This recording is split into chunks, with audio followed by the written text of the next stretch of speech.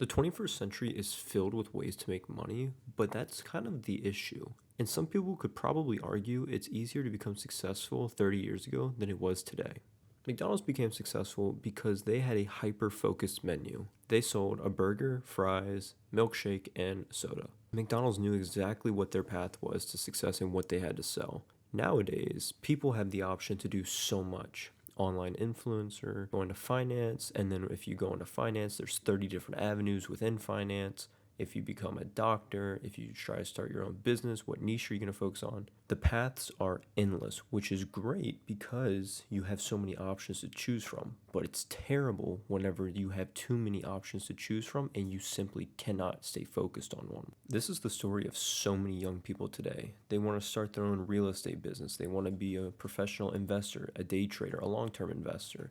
They want to raise money and buy businesses. They want to upload YouTube videos. Okay, if it's not YouTube, maybe they want to do TikTok, Instagram as well. Oh, but this new thing just came up and now they want to maybe dive or pivot into that. And all that does is it drains your energy from a path that will actually lead to success and money for you. From my personal experience, my long-term goal is to start a private equity business that focuses on investing in real estate. But I can see myself getting distracted by all these tiny different ventures that I think could also be a profitable avenue. And I kind of excuse it as, well, I can just make it a build or an add-on to my business one day. So one thing that I did differently this year with the new year is that I actually wrote down what I wanted to do over 2026 and also kind of a 5-year timeline of where I want to be. So what does my 2026 goal list look like? And the purpose of this list is an actual physical form of what my goals are. So if I ever get distracted or I feel myself getting distracted or I think something else pops up, I can always go back to that original list and say, okay, have my priorities changed? Have my interests changed? If both of those questions equal a no, then I need to determine, is this new thing building and causing me to get closer to my original written down purpose? If it does not, then the chances are I should really ignore it because it's just another thing that I'm trying to do that's going to distract me from actually doing what I want to do. And so many people suffer with this. They try to do way too many things and end up doing absolutely nothing because they give, a quarter effort to 4 different things. And then 8 months from now, they're really not where they want to be on any of them, and they think that they were all a failure. So at the very core of this list, it's really to help me build up my discipline to keep doing what I know I want to be doing, and so I'm not looking at myself 3 years from now wondering why I stopped or why I didn't even start. Which kind of builds into my 5-year plan. So what I ended up doing was, where do I want to be in 5 years? So since I want to start a real estate fund eventually and buy up real estate properties, that is my end goal, my 5-year goal, 10-year goal, whatever it may be for you. So then I have to kind of prop up, all right, what are the micro steps that I need to do to actually be able to get there?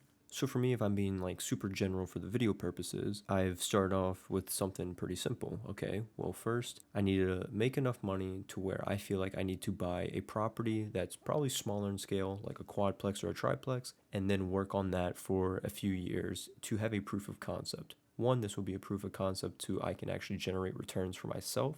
So in the case that I go to investors, I can say, look, I generate returns here. I'm confident I can replicate my same methods there.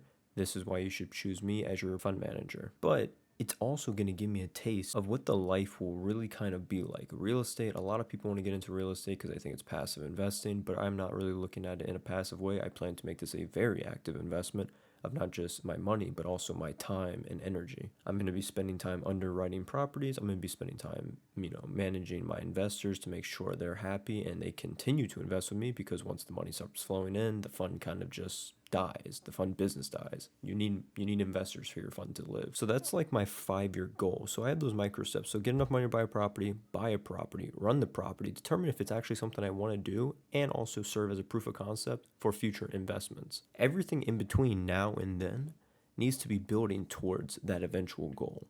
So what everybody should be doing is, where do you want to see yourself in 5, 6, 7, 8, 9, 10 years? And then set up micro goals that build onto that. It's like if you are working out and you're like, okay, in 2 years, I want to bench 225. I want to squat 300. I want to deadlift 350, whatever the benchmarks are for you. What are your goals from now into 2 years from now? Okay, you might make a nutrition plan. Should I go out and eat this junk food, or is it going to hinder my plans to do what I need to do? I'm going to be working out 5 days a week on this type of split, whatever it might be. If it's your investments, if you want to have $1 million net worth in 35 years, then you need to have micro goals like, okay, I'm going to invest this much a month and I'm going to be targeting this amount of returns, which is going to set my investment universe. It's the same thing for anybody that wants to be anywhere in the future. You need to set up an end goal, and then you need to have micro plans to get to that end goal. And I encourage everybody to actually write these down, because what happens is you think of them in January and you stick with it January, February, and then as soon as you lose focus, you lose the discipline, you lose the urge to succeed for that small amount of time, and you get out of that cycle for at least a week. It could literally be you skip going to the gym for 3 days and it derails everything. That's why writing these things down are so important, because it's something you can always look back at and almost kind of guilt trip yourself into saying, I haven't been to the gym in 3 days, I need to go. I wrote this down, I told myself I was going to do it, I need to do it.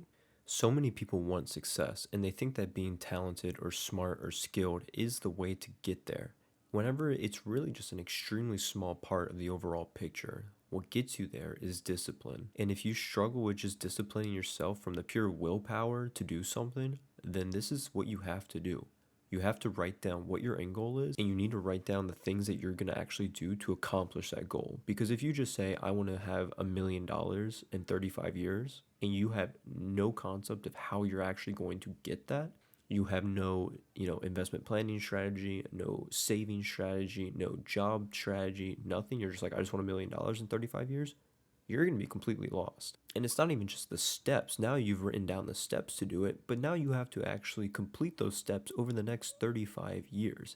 That is a hard thing to discipline yourself over that amount of time. Most people lose the drive to do something after the first 90 days of doing it. I would say within the first 90 days, actually. So if you make it past that initial 90-day period, you're already set and better off than almost, I would say, at least 60% of the population that went after the same exact thing you did.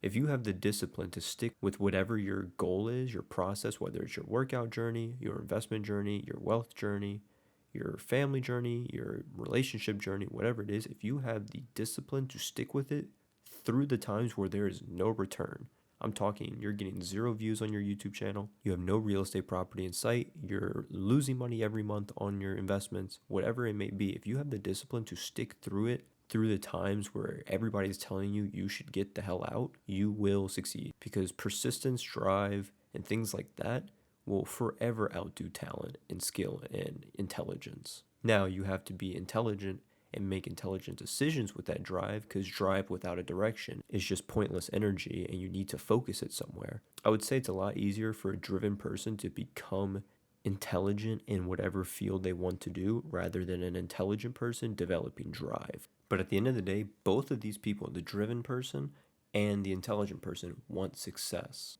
And you need a little bit of both to get there. Now it is the end of the video, and if you guys take away one thing, it is to write down your goals. You need something that you can look back at 6 months from now, a year from now, 2 years from now, and be like, okay, this is what I established for myself then. How close have I gotten myself to it now? If you're on the right path and you're like, look, I can feel myself getting closer and closer, then keep doing what you're doing. But if you feel like you have gotten almost nowhere, you need to reevaluate. Is this something I actually want to do? If so, why am I not closer to it? Because then it's an internal reflection on, I'm doing something wrong and I need to change it. With that, I hope you guys have a good rest of your day, and I'll see you on the next one.